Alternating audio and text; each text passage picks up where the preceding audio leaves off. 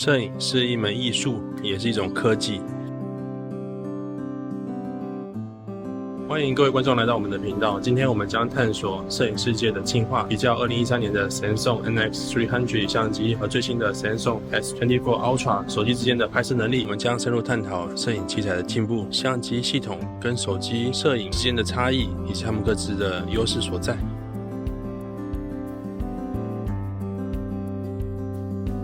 准备好了吗？那我们开始吧。嗨，大家好，我是生命放。我们今天要谈论的是摄影器材的进化，从早期的专业相机到现在的智慧型手机，摄影世界已经有了翻天覆地的变化。现在让我们深入研究这两种不同时期的工具之间的比较吧。首先呢，让我们来看看2013年的 Samsung NX300 相机。这款相机拥有交换镜头系统，搭载了18-55标准变焦镜和55-200的望远变焦镜，还有呢一支60mm的微距镜头。当时呢，这款相机代表了技术的巅峰，但是现在它面对新一代 Samsung 手机的挑战，又会是如何呢？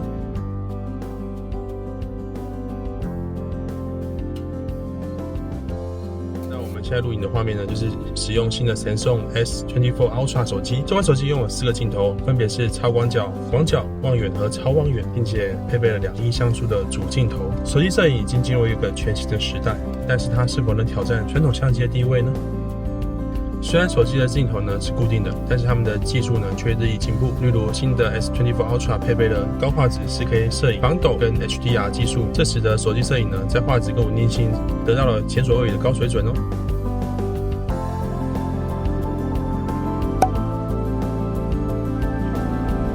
泰安休息站，台中天气很好哎，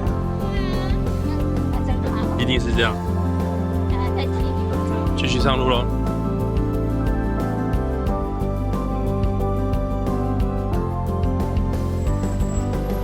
遇到你的朋友了吗？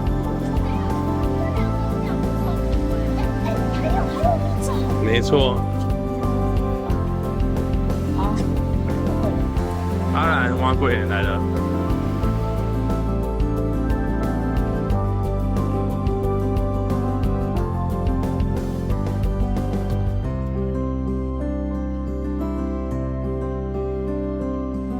我们停下来吃一下这个麻豆的美味呢。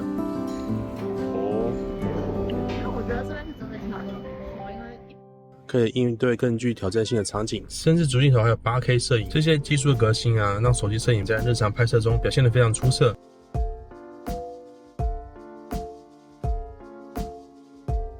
在夕阳西下的时候，拿着 Samsung 旗舰机 S24 Ultra 来看看夕阳在长焦下的样子吧。测试一下它的8K 30P 的录影，能够应付各种挑战性的场景，比如说运动啊、移动摄影或低光环境下的摄影，现在都可以用手机完成。它便捷性跟高画质呢，变成摄影爱好者首选工具。在夜间的场景呢，我们来看看这代旗舰它在拍摄照片上跟相机的差别有多少。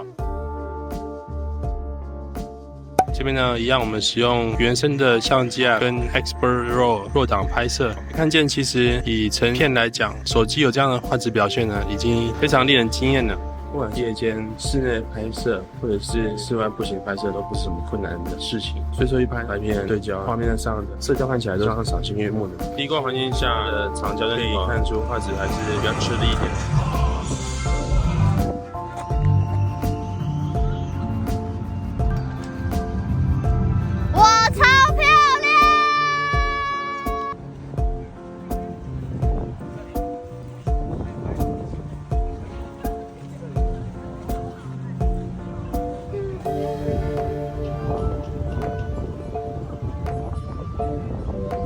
首先呢，我们就可以来谈谈真实光影表现的差异。Samsung 旧款已停产的无反光镜相机 NX300 与最新的旗舰手机 S24 Ultra 拍摄照片上的差异呢，会有以下几点：相机呢能够呈现景物原始的光影变化，但是会在高光阴影处的宽容度有所损失，高光会过曝，阴影处比较容易暗处有杂讯出现。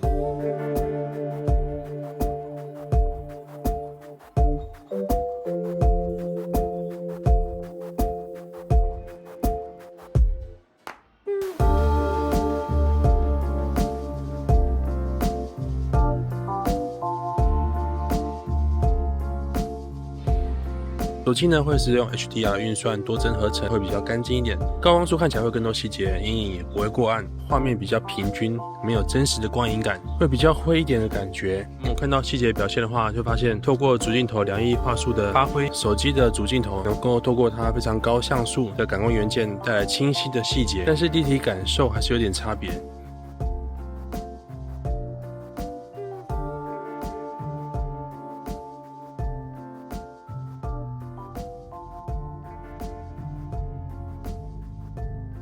早晨拿着新竹著名的18尖山登山步道，轻松的走一下。这边呢，不忘记拿出手上的 Samsung S24 Ultra。春天色彩丰富的环境，阳光充足情况下，可以自由的切换各种镜头。因为它镜头有一些像超广角或者是望远端，都需要比较良好的光照情况，呈现出比较高的画质。如果使用1200万像素的话，就可以自由切换各式各样的镜头种类哦。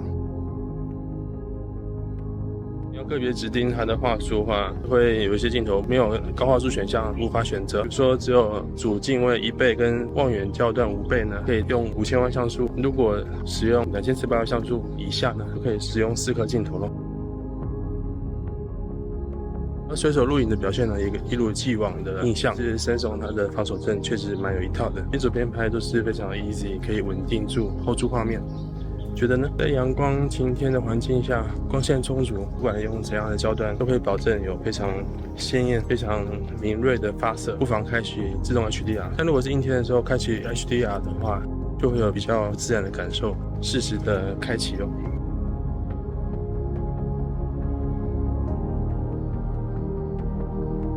用手机的望远镜头，它可以玩出景深压缩特性。比如说，我现在对准这样拍出类似大车背小车的画面哦。总体而言呢，相机系统跟手机摄影各有独特的优势。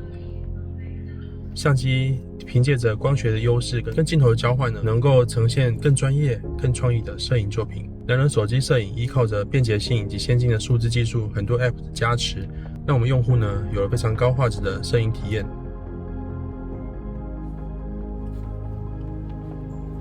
甚至可以在手机上实现非常高画质的16bit RAW 拍摄以及重复曝光啊。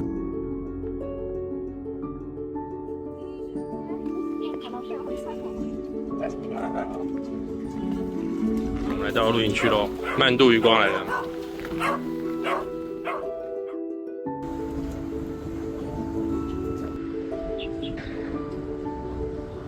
现在来到了慢度余光，不一定这个露营区要怎么拍？这是遥望渔光岛，在台南安滨港军舰博物馆旁边的一个露营区。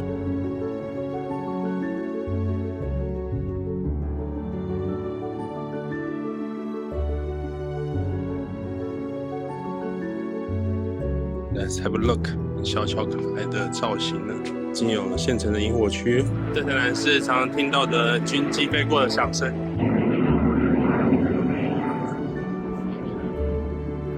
最近对露营有没有觉得很兴奋啊？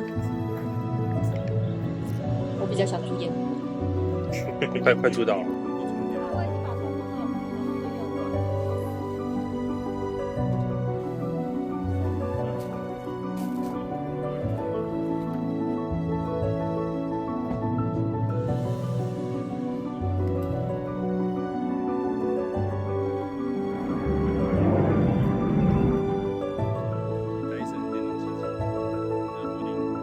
晚了才可以拍到，就是坐在这边后面有夕阳。现在这时间是没有这种东西，所以我说那个夕阳啊，夕阳都不见得。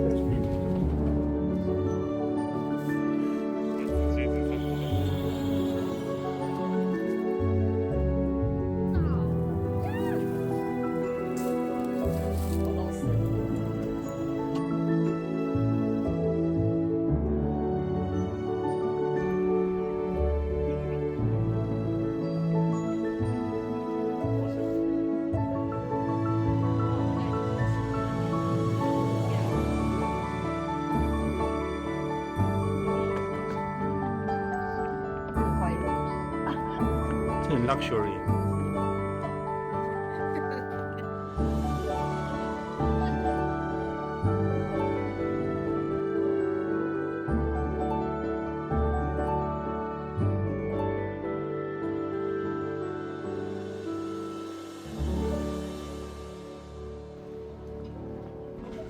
这次来到台南出差，拍摄3天，总共拍摄了露营的题材。露营题材呢，充分使用Samsung来拍摄日夜交替的场景，黄昏、大逆光以及灯会比较复杂的光线，在实际使用的情况下，它基本上都有不错的表现，对拍的成像呢有一定的水准。当然，如果太复杂的话，它对焦还是会有点状况，对到比较亮的背景上面，而不是人物的脸上。所以拍完之后要稍微检视一下。使用录影记录的时候，手震的确是给了很大的辅助功能，每一帧画面都相当可用的。不知道怎么拍那么好？拍它变色的样子，然后多放几张示意图，就告诉大家它会变色哦，这样。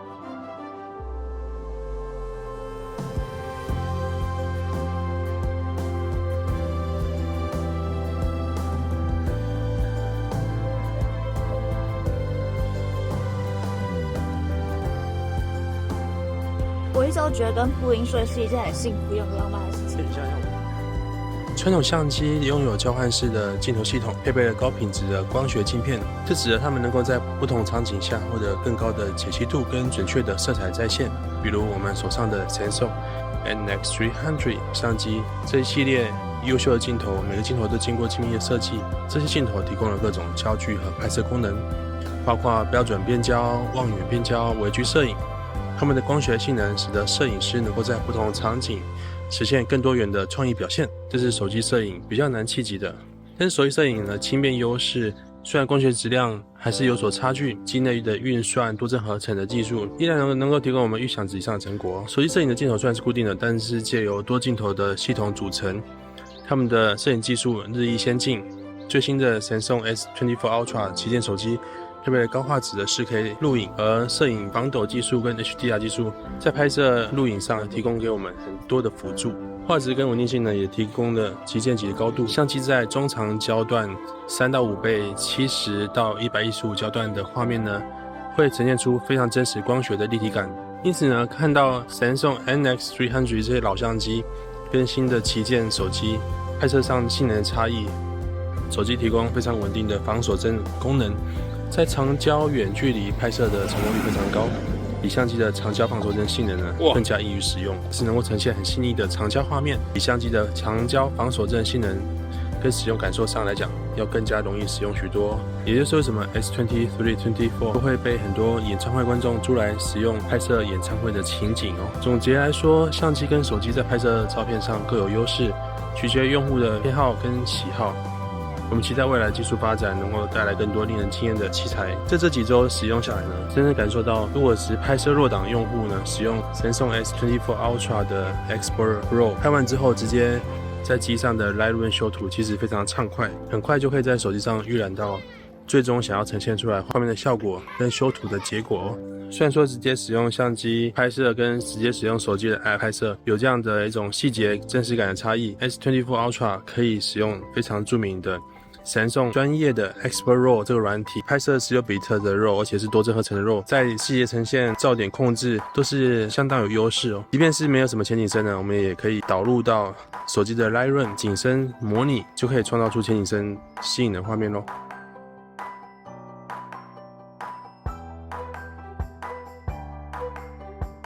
今天是台南拍美食，特别印象深刻的是走访一些以前从来没有去过店。是基本上每个地点都非常的熟悉，不可能每一家有名的小吃呢都曾经涉足过，今天也是长了见识了。特别是米糕这部分，以前米糕呢是家里可能会偶尔买来，偶尔换换口味用的，可是今天呢却尝到一些确实不错的米糕，偶尔吃一下也是不错的哦。所以今天这2家呢都是蛮推荐的。同样的鱼皮这项台南著名的食物，可以说是台南印象中的美食，也非常少吃这样的食物。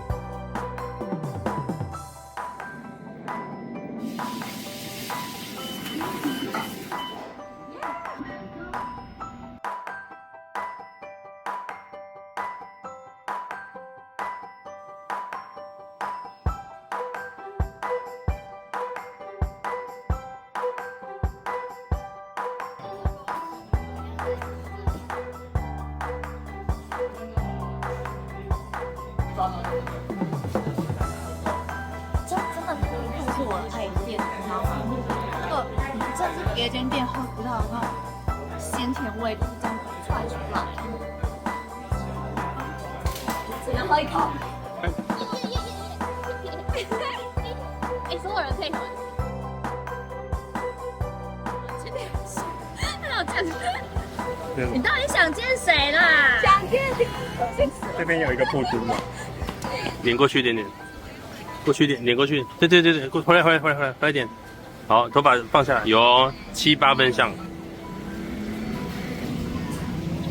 好的。你先吃什么口味的粉？白糖是原味。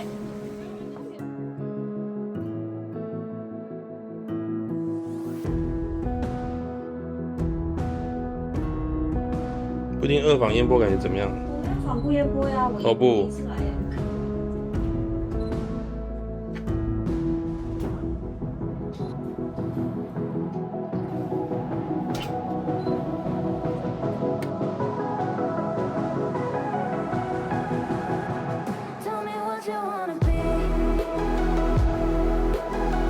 现在来到了台南的灯会，这边呢是高铁展区。我们昨天呢拍了在安平的展区，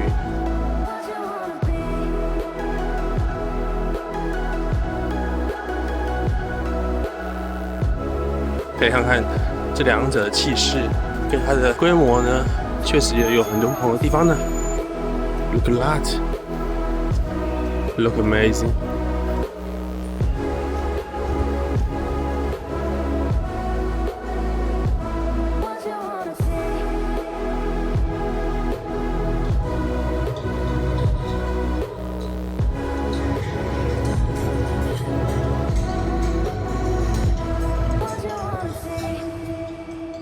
所以如果我们开闪光，就会是这个样子。对啊。那我为什么从来不开闪光呢？没关系，有帮你打灯，好吧，走吧。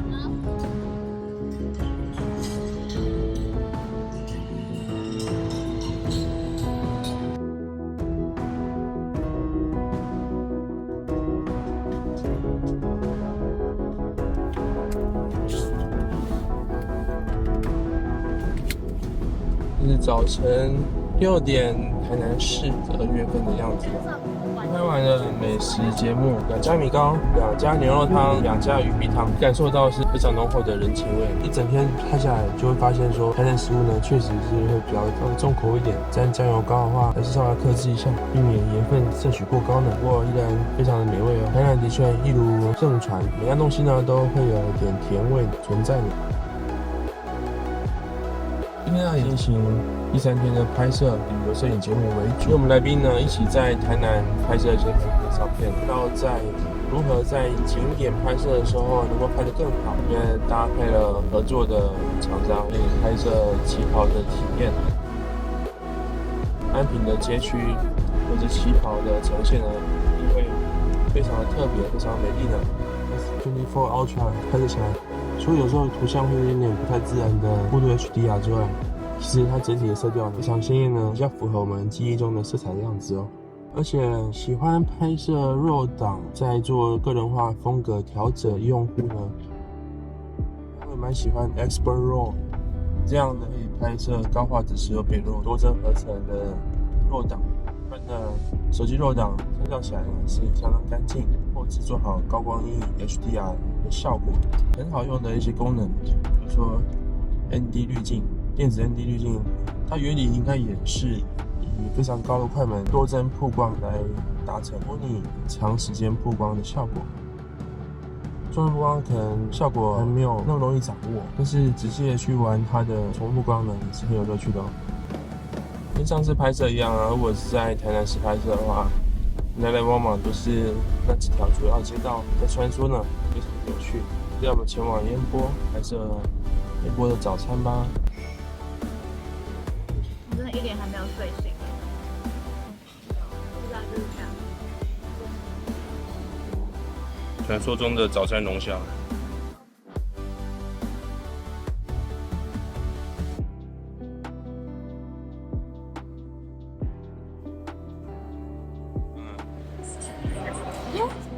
耶！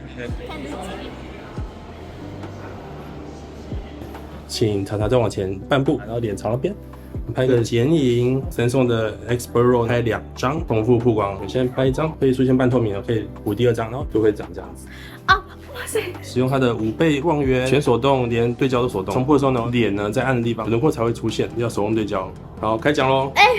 太丑，太丑。可以。广角镜头，24左右，头部呢放在画面9宫格中央，只往外生长就非常的漂亮哦。然后我们在场景中呢，我们找一个几何的形状来做画面的构成，站在圆形中，一脚往下，可以展现出它的非常傲人的腿长，然后跟场景的一个几何形。广角之外，望远的构图，背面然后回头，也是非常的迷人哦。再展示一下 Samsung 它的4颗镜头有多么厉害。人像模式，我们现在使用1倍焦段，在景物中间切1/3格的大小，1倍的50焦段近似于我们人眼的透视。3倍焦段是77，适合拍摄半身人像，距离不变的时候，我们就可以看到半身。新的5倍镜头，人像模式呢，拍摄非常近的特写，很好的前景深跟压缩感。使用5倍变焦拍摄几何形跟人物，测1/3的黄金比例构图。看向这边太阳这边，好 ，OK， 谢谢。还有一半，我们先来吃个午餐吧。先来到晋福炒鳝鱼专家，看看这边的口味怎么样吧。如果你还会觉得画面通的话呢，你就可以利用那个快机，这个时候你就可以掌握一个厉害叫做闪电，你就可以感受一下，像这个。我把它夹起来。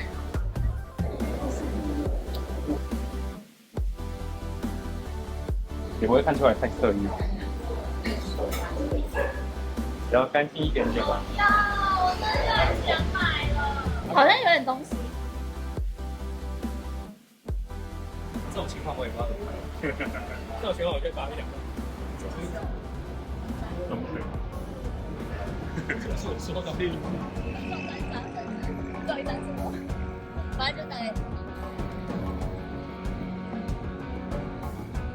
这边的花的氛围非常好，望远点镜头来拍这样的半身的画面，脸吃上面的光，好够。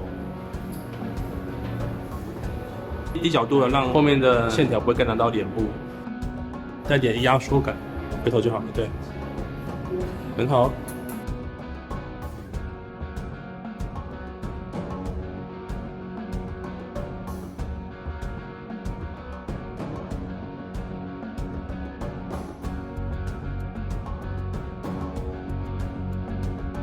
使用的是Samsung的RAW档，以及使用它的手动曝光超广角的构图，来一个中望远77mm的长焦镜来拍摄人物的脸呢，放在画面中比较干净的地方来框起来，人像模式，然后用广角的画面来捕捉人物跟背景的关系，50焦段来带一点自然透视感，马上开启 AI， 成功了。有，其实这样已经看不太出来，我们只要使用0.6倍广角拍的伸展，拍摄一个带一点散景的画面。是，让我们低角度把人物呢跟背景做个压缩。来，退3步往前走，来，很好。OK， 很好。利用长焦，然后搭配背景的有趣的图形呢来做拍摄。